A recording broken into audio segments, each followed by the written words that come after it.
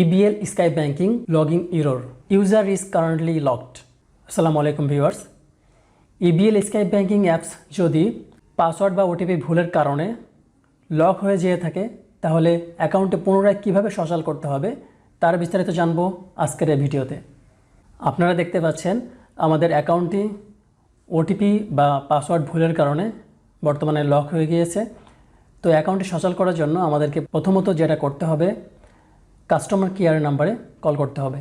EBL এর customer care number হচ্ছে 16230 এই নাম্বারে কল করতে হবে। কল করার পরে বাংলায় অনুসন্ধানের জন্য 1 চাপতে হবে, বাংলার জন্য 1 প্রেস করুন। এরপর অ্যাকাউন্ট সার্ভিসের জন্য 2 চাপতে হবে। কার্ড সার্ভিসের জন্য 1 প্রেস করুন। অ্যাকাউন্ট সার্ভিসের জন্য 2 প্রেস করুন। এরপর 3 নম্বর ধাপে আসছে অ্যাকাউন্ট সম্পর্কে জানার জন্য 1 চাপতে হবে। অ্যাকাউন্ট সম্পর্কে জানতে 1 প্রেস করুন। প্রোডাক্ট এবং রেট সম্পর্কে জানতে 2 প্রেস করুন। অ্যাকাউন্ট সংক্রান্ত অন্যান্য সার্ভিসের জন্য 3 প্রেস করুন। মেইন মেনুতে ফিরে যেতে হ্যাশ প্রেস করুন। এই মুহূর্তে আপনার অ্যাকাউন্ট নাম্বারটি অথবা আপনার এটিএম যে কার্ডটি আছে এই কার্ডটির নাম্বারটি এখানে দিতে হবে। যদি আপনি না দিতে চান তাহলে কিছু সময় ওয়েট করতে হবে। যখন 3 বার বলবে যে আপনি এখনও কোনো নাম্বার সিলেক্ট করেননি, এরপর অটোমেটিক আপনাকে কাস্টমার কেয়ারের কাছে ট্রান্সফার করে দিবে। আপনার 13 ডিজিটের ব্যাংক অ্যাকাউন্ট নাম্বারটি প্রেস করুন অথবা 16 ডিজিটের ডেবিট কার্ড নাম্বারটি প্রেস করুন। দুঃখিত, আপনি কোনো নাম্বার সিলেক্ট করেননি। আপনি সর্বোচ্চ সংখ্যক বার ট্রাই করেছেন। আপনার কলটি আমাদের কাছে অত্যন্ত গুরুত্বপূর্ণ। কিছুক্ষণের মধ্যেই একজন কাস্টমার কেয়ার প্রতিনিধি কলটি গ্রহণ করবেন। তখন আপনার বিস্তারিত বলবেন। তাহলে যে কারণে আপনার EBL Skybanking অ্যাপসটি লক হয়ে গিয়েছে সে কারণটি উল্লেখ করতে হবে।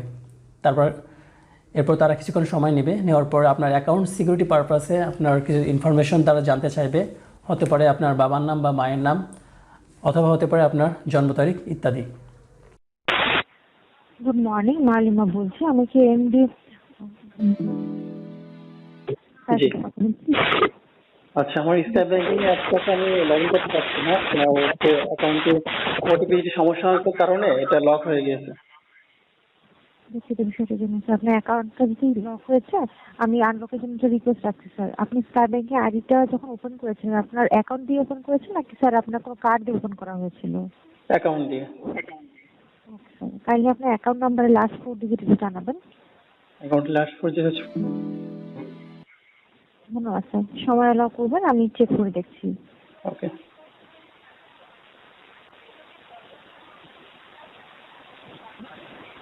স্যার কাইন্ডলি সিকিউরিটি রিজনে আপনার জন্ম তারিখ এবং মায়ের নাম একটু জানাবেন।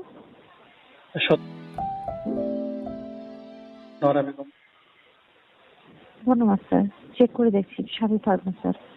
ওকে স্যার, আপনার কি ইএসবি আইডিটা মনে আছে যেটা স্যার আপনার স্কাইব্যাঙ্কের আইডি ছিল?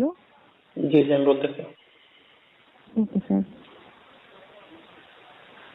ESB 1175 ESB 1175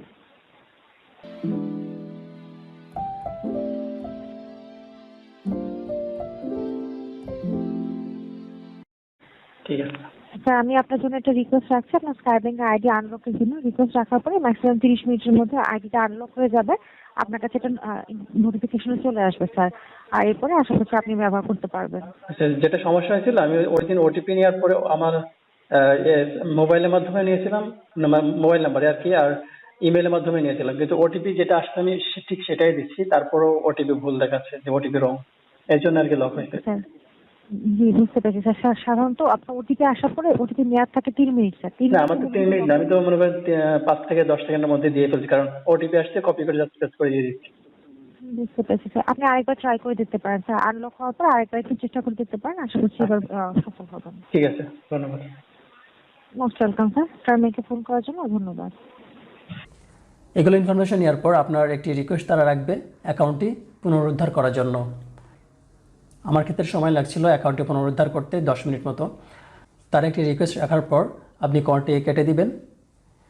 কিছু সময়ের মধ্যে আপনার একটি SMS আসবে EBL থেকে, your Skybanking is unlocked, request for account নাম্বারটি থাকবে এক্সিকিউটেড, অর্থাৎ আপনার অ্যাকাউন্টটি তখন সচল হয়ে যাবে। আপনি 30 মিনিট পর আপনার অ্যাকাউন্টে লগ ইন করার ট্রাই করবেন।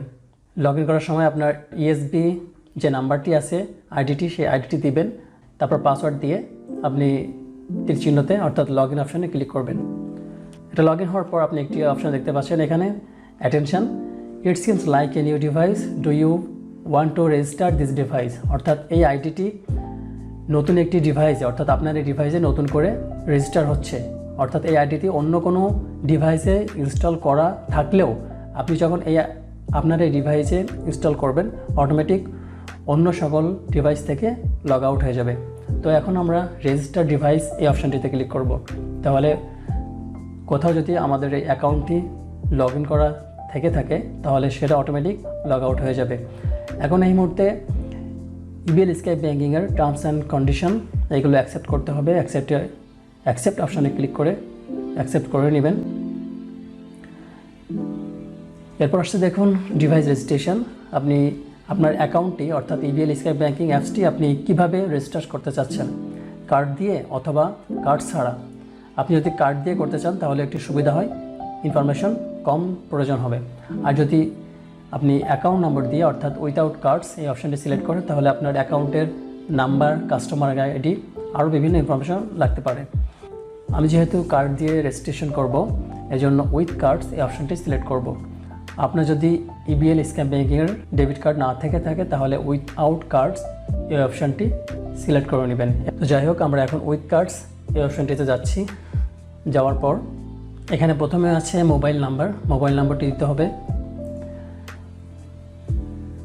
এরপরে আছে কার্ড নাম্বার অর্থাৎ ATM কার্ড, যেটা ডেবিট কার্ড আছে, কার্ড নাম্বারটি এখানে দিতে হবে। তারপর আছে কার্ড এক্সপায়ার ডেটটি এখানে দিবেন। এরপর OTP আপনি কিভাবে নেবেন, SMS অথবা ইমেইল, দুটি মাধ্যম দিয়ে আপনি নিতে পারবেন। আমি SMS এর মাধ্যমে OTP নিব। SMS সিলেক্ট করে নিয়ে সাবমিট অপশানে সিলেক্ট করছি। এরপর একটি OTP আসবে, OTP এখানে দিয়ে সাবমিট OTPতে ক্লিক করতে হবে। OTP এখানে দিচ্ছি, দেওয়ার পর সাবমিট OTPতে ক্লিক করার পর আপনার ATM-এর যে পিনটি আছে সেই পিনটি এখানে দিতে হবে। ATM পিনটি দিয়ে সাবমিট অপশানে ক্লিক করবেন। তারপর অটোমেটিক আপনাকে অ্যাপসের হোম স্ক্রিনে নিয়ে আসবে। এরপর আপনার ESB যে আইডিটি আছে সেই আইডিটি এখানে লিখতে হবে, আর ডান পাশে আপনি সেভ আইডিতে ক্লিক করে রাখবেন। তাহলে ভবিষ্যতে পুনরায় এই আইডিতে আপনাকে বারবার লিখতে হবে না। আইডি দেওয়ার পর পাসওয়ার্ড দিবেন, দেওয়ার পর আপনি লগ ইন করে নেবেন। দেখতে পাচ্ছেন আমাদের অ্যাকাউন্টটি সুন্দরভাবে লগ ইন হয়ে গেছে। তো বন্ধুরা, আপনারা দেখলেন একটি অ্যাকাউন্ট লক হয়ে যাওয়ার পর সেটা কিভাবে পুনরুদ্ধার করতে হয় এবং EBL স্কাই ব্যাঙ্কিংয়ে কীভাবে নতুন করে রেজিস্ট্রেশন করে নিতে হয়। আশা করি ভিডিওটি ভালো লেগেছে। আর এরকম নিত্য নতুন ভিডিও সবার আগে দেখার জন্য আমাদের চ্যানেলটি অবশ্যই সাবস্ক্রাইব করে পাশে থাকবেন এবং অবশ্যই বেল বাটনটি অন করে রাখবেন। আপনাদের একটি মাত্র লাইক অথবা সাবস্ক্রাইব এরকম নিত্য নতুন ভিডিও তৈরি করতে উৎসাহ যোগায়। সো ভিডিওটি লাইক করতে ভুলবেন না এবং অবশ্যই চ্যানেলটি সাবস্ক্রাইব করে রাখবেন। ভালো থাকবেন, সুস্থ থাকবেন। আল্লাহ হাফেজ।